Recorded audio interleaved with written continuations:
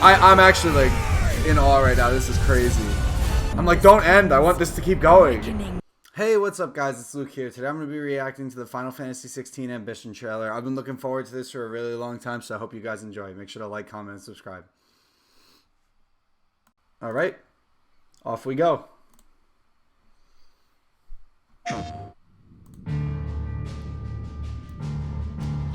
Book. It has been 1,500 years since the fall of our forebears. Wow, dude, these games are crazy looking. Has been slowly dying ever since.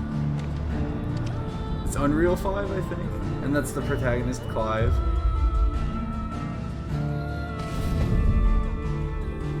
Almost further now. But we're in the middle of the Deadlands. The blight sucked this place dry. Deadlands. Meaning no trees, no birds, and no magic. Darkness spreads This is as no day magic. gives way to twilight. The mother's flame now all but a flicker.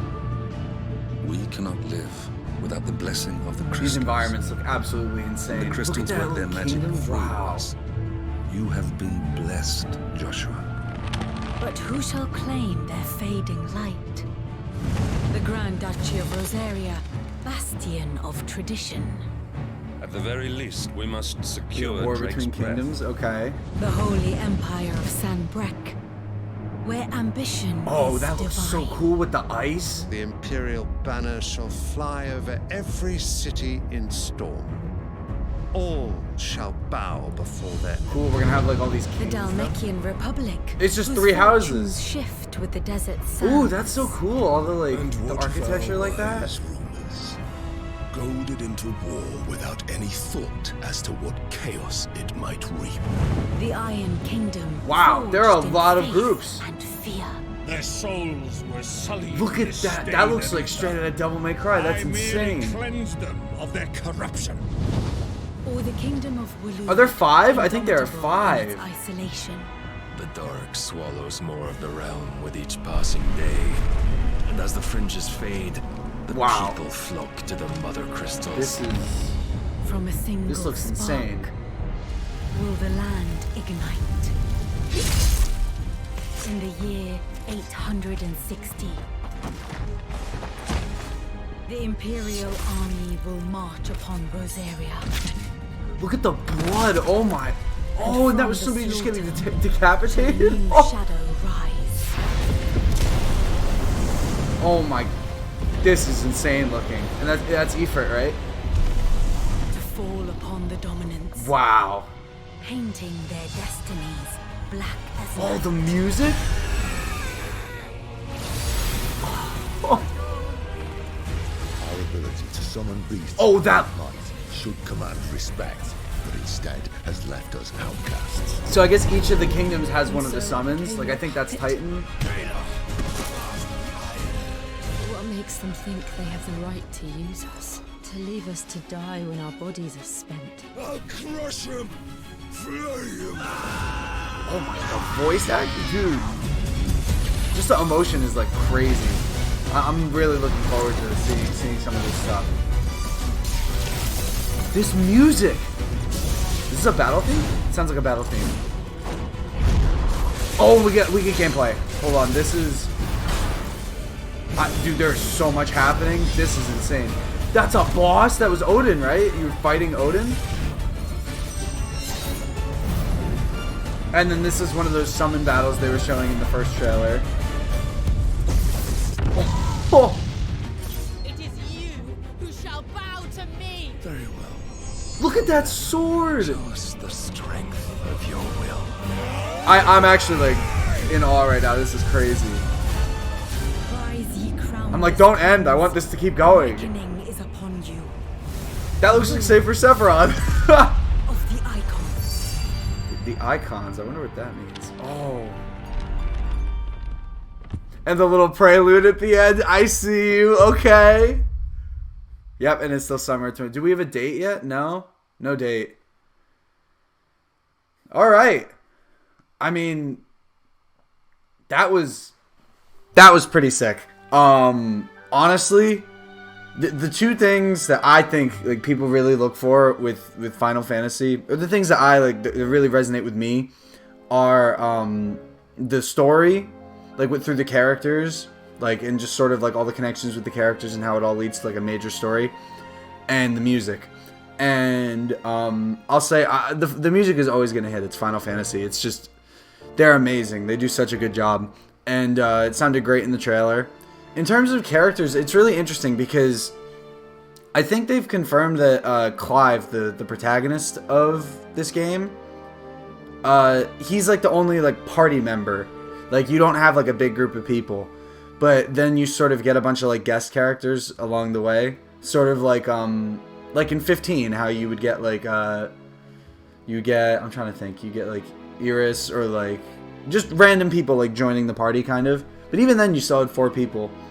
And it's just interesting because it's like a different approach to sort of just run with one, like the protagonist.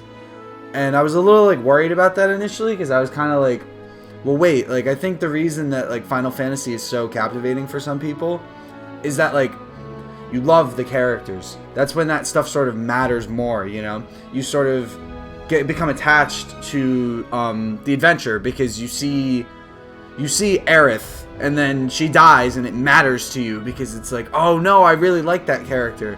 Or you see Seymour kissing Yuna, and it's like, what are you doing? Like, no. Because the thing is, it has to matter. Like, you have to care. And if you don't, then it's just not going to be interesting. So I remember when I first heard, like, oh, it's just going to be one guy. I'm like, I don't know. But seeing in that trailer, seeing all those kingdoms and all the like leaders and all the people that seem to have different personalities, it was kind of like Game of Thrones-ish almost, where everyone's like, I want to rule, which was like not really what I was expecting, but it's very, in terms of the war and like in the darkness and light they were talking about, very, very classic traditional Final Fantasy, which was super interesting. I mean, I actually ended up playing Final Fantasy 15 recently, and that was a fun experience. I'm hoping to play the DLC and maybe stream all of that. We'll figure it out.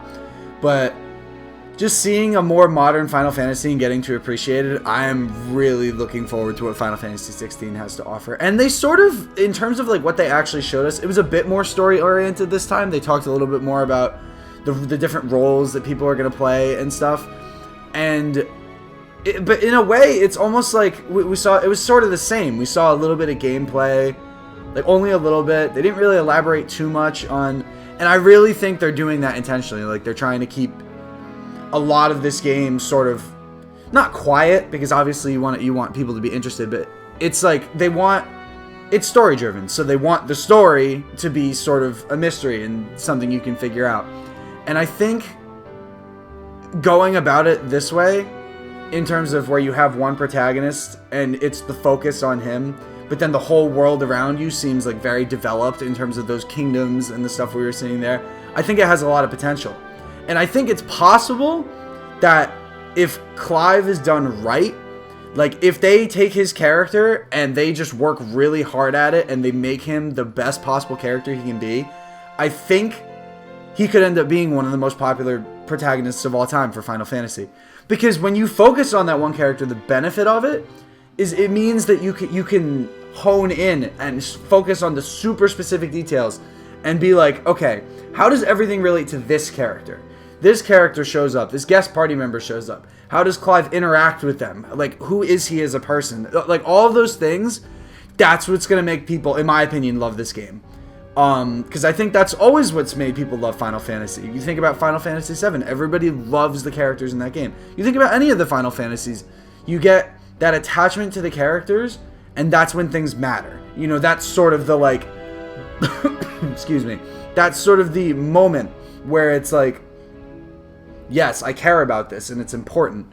And it's interesting because now that games are on more modern systems, we sort of are seeing them take the opportunity, and we also know that the combat system was created by the guy who made the combat for Devil May Cry.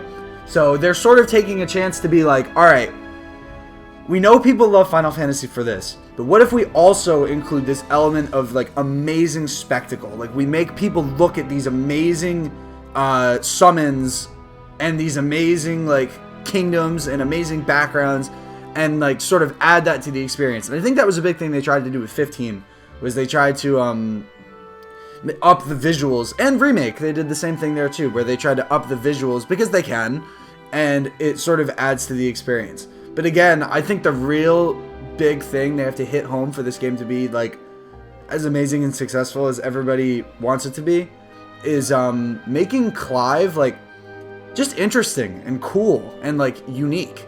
And I think another thing that actually works in their favor with this is the fact that they've decided to make it like go all out and make it rated M and have blood on like people's faces and have like, you know, scenes that might not have been able to occur in other Final Fantasy games. I think like being given that chance is a great way to make Clive a very likable and interesting character. Because honestly, I think it's possible, if they make him well enough, that if any of the guest characters are kind of just like, alright, it won't matter. Because if you love Clive, and the other thing that we didn't really get into, we didn't get to see too much, we still haven't seen too much of it yet.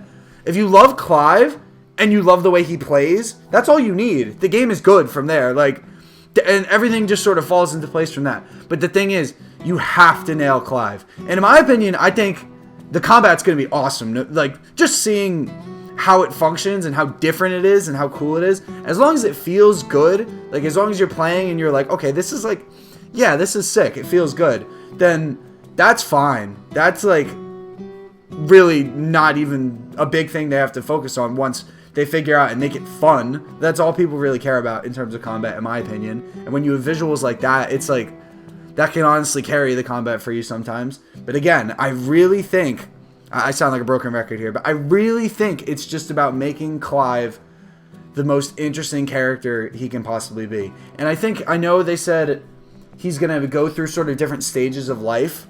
Sort of like how Noctis has this sort of like time skip, but it's gonna be, I think they said there's 3 stages, that he's gonna be younger, and then he's gonna be more like, just like an in-between stage, and then he's gonna be like fully matured. And I think, again, it's different because a lot of the time, Final Fantasy is about like the relationships between party members, and that's sort of been the focus that they go with for most games. All games, I think, honestly, including 15, because even though you only have the 4, you still focus on their connection and how they get along and everything.